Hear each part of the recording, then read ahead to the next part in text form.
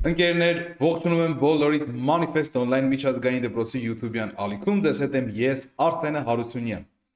Հեսա մեկնաբանություններում նշել եք, որ ցանկանում եք խոսել future-սային շուկայի լավ եւ վատ կողմերից։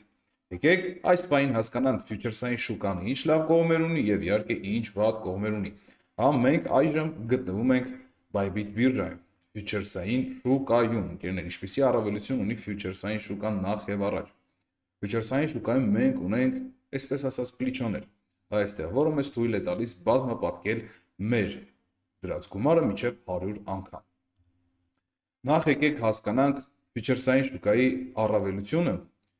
եւ իհարկե վատ կողմերը։ Այսպես։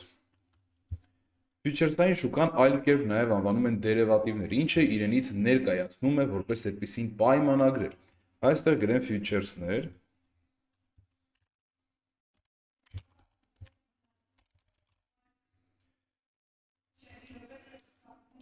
Մենք սպոտային շուկայում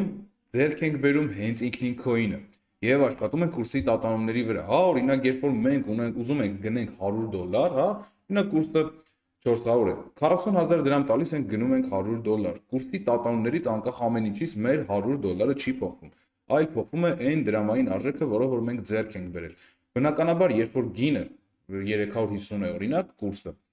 մեր $100-ը մեկի $100 է, բայց արդեն համարժեքը 35,000 դրամին։ Մենք կարող ենք այն չվաճառել, չփոխանակել, այլ սպասենք այնքան ժամանակ, մինչև կուրսը բարձրանա եւ բարձր կուրսով վաճառենք։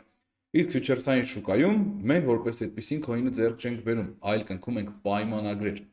Եվ այդ պայմանագրերի արդյունքում մենք գումար ենք վաստակում։ Եվ որպես այդպեսին, այստեղ հնարավորություն կա կորցնելու։ Կորցնելը կոչվում է լիկվիդացիա։ Այո, ընկերներ, գումարը կարող է կորել, եթե առանց գիտելիքների մենք մուտք գործենք եւ ցանկանանք future-սային շուկայում գումարը վաստակել։ Իհարկե, պլիչոն ինչքան բարձր, որը որ ես նոր ասեցի, այդքան լիկվիդացիայի մակարդակը ավելի մոտ։ Որպես այդպեսին ինչ է իրենից ներկայացնում պլիչո աստվածը։ Հիմա հասկանանք։ Ունենք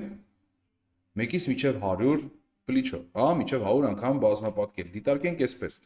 Ունեմ $1000 1x-ով բացված գործարք։ Ունեմ $100 10x-ով բացված եւ ունեմ $10 100x-ով բացված։ Այս ձեզ որտեղ է ավելի շատ եկամուտը, որտեղից ես կստանամ ավելի շատ եկամուտ։ Գրեք մեկնաբանություններում։ Իսկ միշտ դուք կգրեք մեկնաբանություններում, ես ասեմ, որ թե այստեղ եւ թե այստեղ մենք գործարքի մեջ մտել ենք $1000-ով։ Եվ ամեն դեպքում մենք մեր եկամուտը ստանալու ենք $1000-ից։ Հետևաբար, ինդեքսային շարժերի դեպքում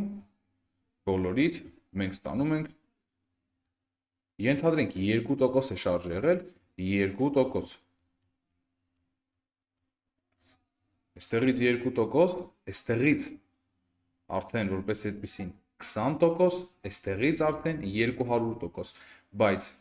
բոլորը $1000-ի 2%-ն են։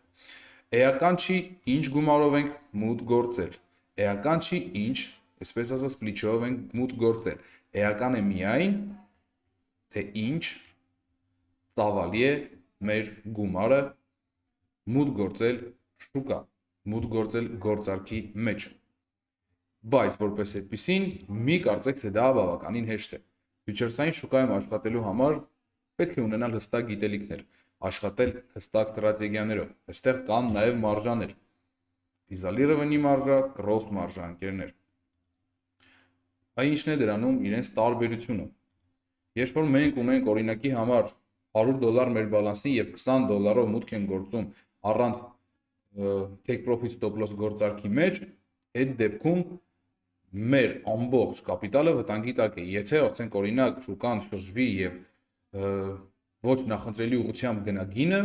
մենք կկորցնենք ոչ միայն $20, այլ նաեւ ամբողջ մեր բալանսը։ Իսկ իզալիրովանի մարժայում մենք ոչ ավելին, քան $20 ենք կորցնելու։ Մնացած մեր օրինակի համար $80 անձեռնամխելի է։ Բնականաբար այդ գիտելիքներին բոլորին պետք է տիրապետել միջև ֆյուչերսային շուկան մուտք գործելը։ Ձեզ հետ է ես, Արսեն Հարությունյան, Manifest Online միջազգային դպրոցից։ Չենք մոռանում բաժանորդագրվել ալիքին եւ իհարկե գրեք մեկնաբանություններում, թե ինչ այլ թեմաներից կցանկանաք զրուցենք։ Հաջողություն։